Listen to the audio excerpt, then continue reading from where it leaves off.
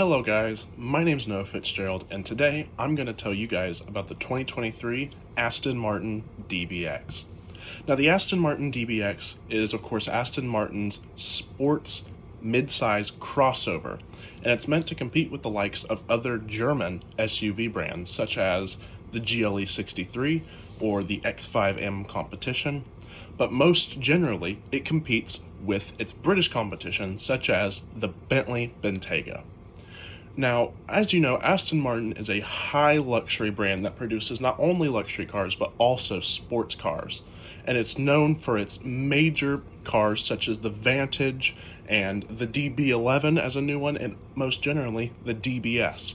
Aston Martin is more of a niche company that doesn't have as big of a budget, but produces some of the most high-class and some of the most powerful vehicles on the market today. It is really one of the most prestigious companies that you could possibly buy a car from. Now, the DBX does not have much of a lineage. It being a new vehicle, it came out in, I believe, 2019. And from 2019, it has been somewhat of a slower sale. It hasn't really been Aston Martin's best seller. That goes to the Vantage, but it does come in a close second. The styling of the DBX is quite a controversial feat, it being compared to maybe some lesser vehicles, and it really kind of doesn't really bring in the type of buyer that someone would want from a luxury SUV competing with the Bentley Bentayga. That being said, I would like to dive in to this amazing vehicle, the Aston Martin DBX.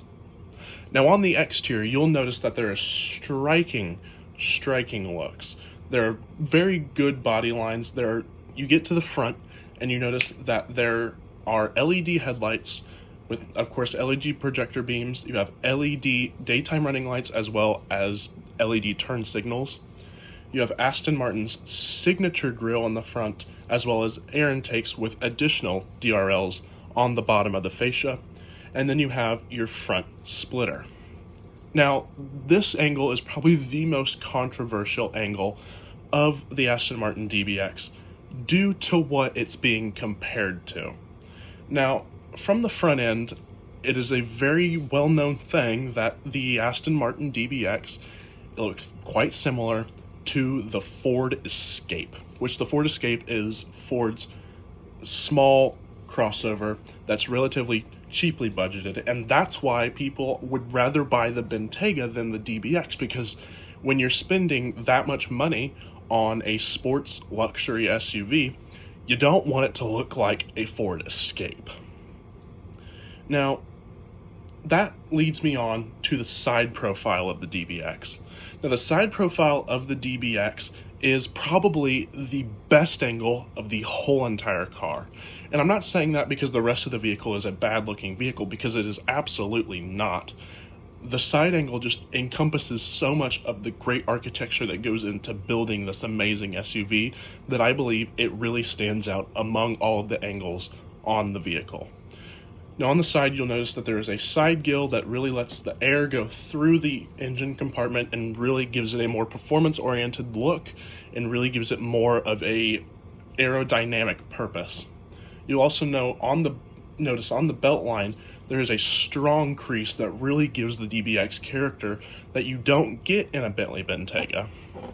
Now, of course, there are many more striking body lines that really dissipate it from all of the other vehicles on the road, so you won't be mistaking it for that Ford Escape. You will know that it is the Aston Martin DBX. Not only by the striking body lines, it is also a quite long SUV, but it pulls it off. It doesn't quite look too long. It looks just perfect like it should. Now you get to the back of the DBX, and you notice that it's more controversial than the front. Some people love this design, some people don't. It is the same rear architecture that you see on the new Vantage sports car. You have sort of the frowny face LED light bar on the back that some people love, some people don't. I happen to quite like it. I think it adds character to the vehicle that you don't really see in other cars on the market today. It's really something that the British, absolutely, they do the best. They make some of the best sports cars in the world.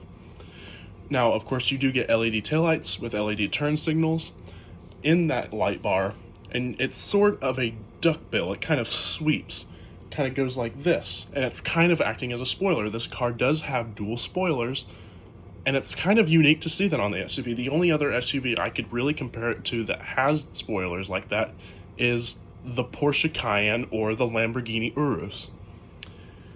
And that leads me in to the inside of this car. Now, the inside of this car is where you'll start to see where this vehicle was partnered with.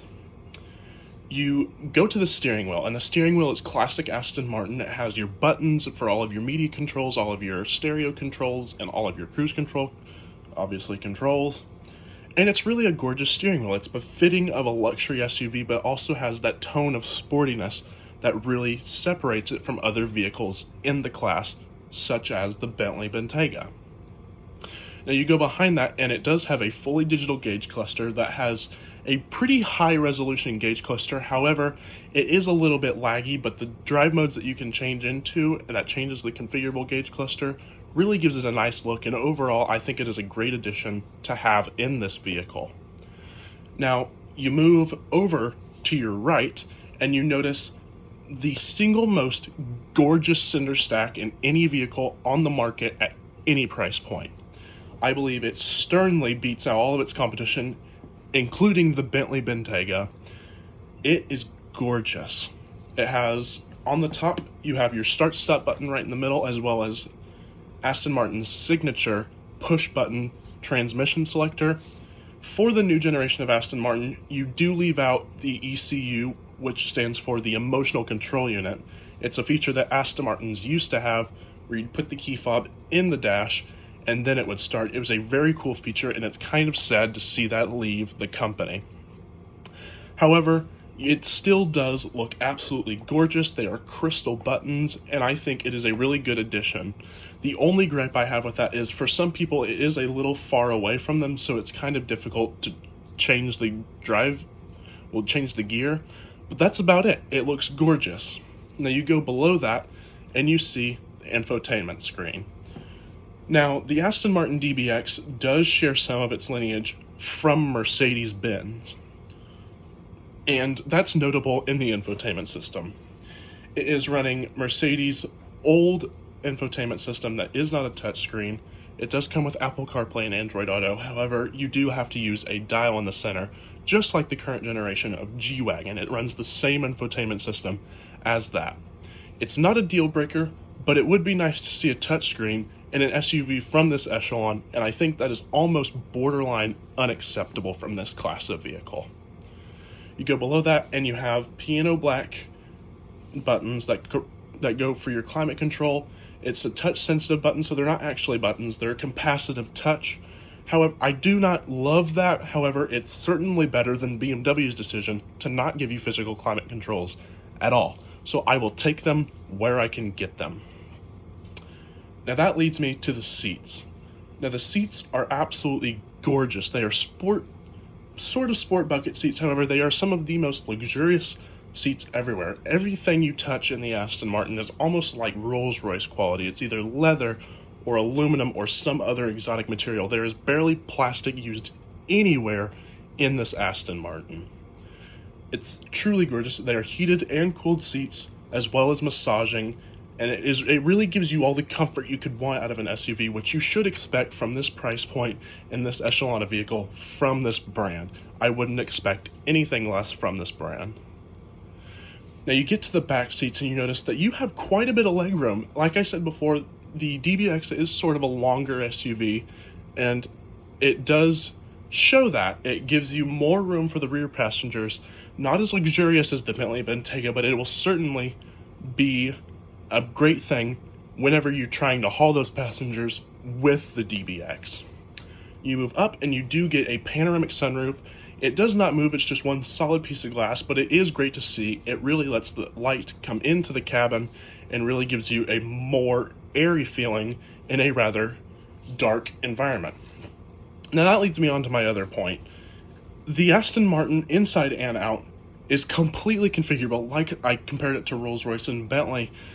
completely configurable. You can match it to any color you want, any color interior, any match of interior colors. Aston Martin will do it for you. And that's something I really enjoy about these British brands. They are more bespoke than any car brand on the earth, and I really appreciate them for that. And it's something really only the British do. Now, cargo room in the Bentley, and the DBX rather. You notice that there is lots of cargo room in the back. You can fit all the things you need. You can get configurable trunks for it, and it really kind of encompasses everything. It's one of the best all-around vehicles on the market. Now I will get into trim and pricing. Now, the DBX comes in two trims. You have the regular DBX and the DBX 707. Now, the regular DBX is sort of your more luxury focused, and the DBX 707 is the powerful one that people really want for ultra performance. Now, I should mention both versions of the DBX are powered by Mercedes-AMG 4-liter bi-turbo V8, and it's used in all the 63 AMG models, and it really has proven itself. It is a great motor, and I'm glad that Aston Martin decided to use it. In the regular DBX, it'll be putting out 542 horsepower and 516 pound-feet of torque.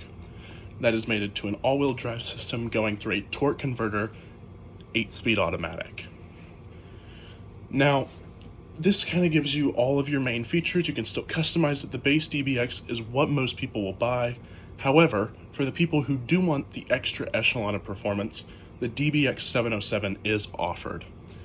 Now, like I said, the DBX 707 is still powered by that 4-liter bi-turbo V8. However, in this application, it's making 697 horsepower and 636 pound-feet of torque, sent through a 8-speed dual clutch automatic and put down to all 4 wheels.